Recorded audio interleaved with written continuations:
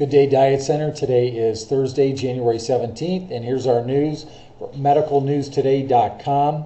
A story about does being overweight or obese increase subsequent hysterectomy risk? New research to be published in an international journal of obstetrics and gynecology has found that women who are overweight from the age of 36 and those who are obese from the age of 43 and 53 have a higher risk of hysterectomy than underweight and normal weight women. The study from the Medical Research Council National Survey of Health and Development is one of few to examine weight over time and subsequent hysterectomy risk. At all ages of BMI measurement, women who were underweight had lower rates of hysterectomy than those with higher BMI. Women who were overweight had higher rates of hysterectomy than those of normal weight from age 36, and women who were obese had higher rates than those normal weight from age 43. Here's the interesting part, or the additional interesting part. The study also found that greater risk of weight between the ages of 36 to 53 years carried increased rates of hysterectomy later in life. I think that's interesting because it matches almost identical to our demographic of 35 to 54. So important information. Again, you can find that at medicalnewstoday.com. Marketing. That's the topic of today's Success newsletter. Marketing is the key to everything that you do to be successful. Have a marketing attitude. To be successful in this business, you have to have a marketing attitude with everything you do. Without marketing, we have no phone calls, we have no appointments, we have no presentations. Most importantly, we don't have any sales. We have to be marketing driven, marketing motivated, marketing savvy. We have to eat, sleep, and drink marketing. We have to constantly think about what our next marketing opportunity will be. I'm pretty jacked up about marketing right now because I'm watching a new gym market in my neighborhood. Now, they're going into the same place two other gyms in the last 3 or 4 years have gone in and failed. But this gym is doing it in a way that I think they're going to be successful. I know they'll be successful.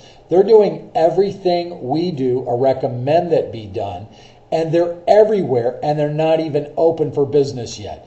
They're still under construction in a 1,500 square foot facility, and they're conducting enrollments in about a 300 square foot facility a couple of doors down from where the gym is going.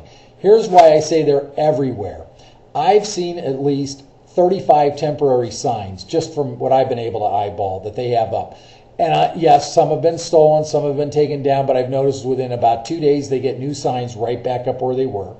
I've received a postcard for the last 2 weeks, or 3 times actually, in the mail on a Monday or a Tuesday. I've seen flyers or contest boxes at nearly every business or store I've been in my neighborhood over the last 2 weeks. That I've seen on my caller ID, they've called from their facility twice on a Monday over the last 2 weeks.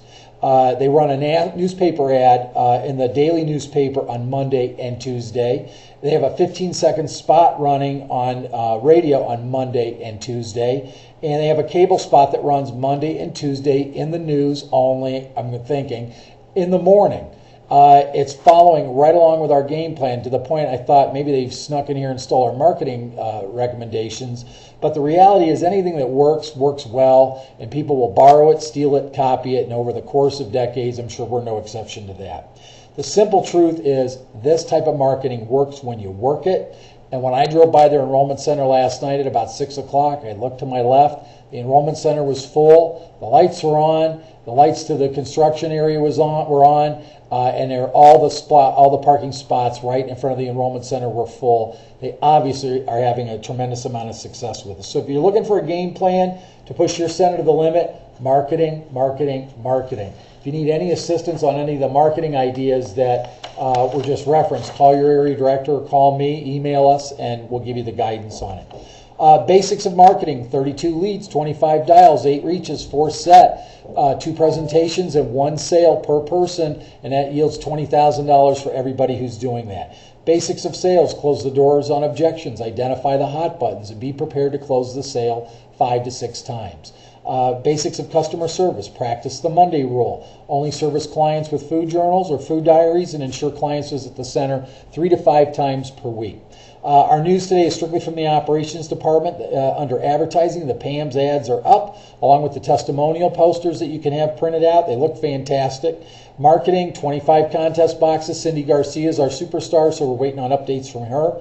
In operations, we are looking for your March 2007 new enrollment headcount for something very fun in the month of March this year. And then for meeting, we're looking for meeting confirmation. I believe we are full in the Denver meeting. I may have that mistaken, but for the facility that we have, it looks as though we're full there. So some folks may have to move on to another location. And then our franchisee of the day is Brenda Gatewood from Kennett, Missouri. Congratulations, Brenda. And like with the other franchisees of the day, thank you for everything you do. Thank you for everything you do for your clients, for the brand and the success that you have. And that's our roundup for this week. We'll talk to you tomorrow, both by news and by the National Franchisee Conference call tomorrow at 2:30 p.m. Eastern Time. Have a great day.